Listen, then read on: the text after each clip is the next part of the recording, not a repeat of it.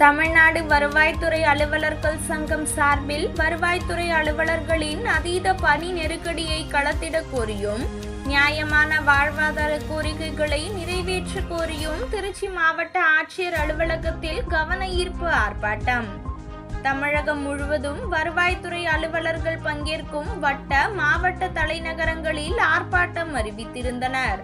அதன் அடிப்படையில் திருச்சி மாவட்ட ஆட்சியர் அலுவலகத்தில் மாவட்ட தலைவர் பிரகாஷ் தலைமையில் நடைபெற்ற ஆர்ப்பாட்டத்தில் மாவட்ட செயலாளர் பொன்மாடசாமி முன்னிலை வைத்தார்.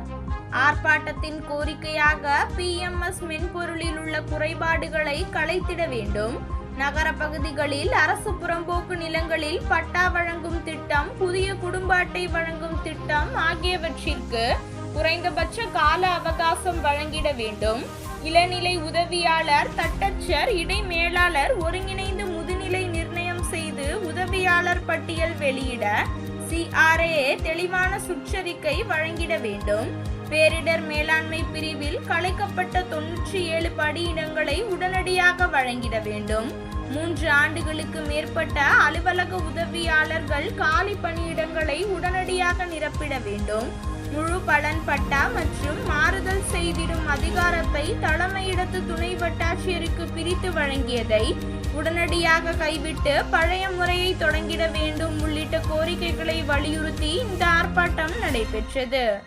இதில் அனைத்து வட்ட கிளை மாவட்ட நிர்வாகிகள் கலந்து கொண்டனர். முடிவில் மாவட்ட பொருளாளர் ராமலட்சுமி நன்றி கூறினார்.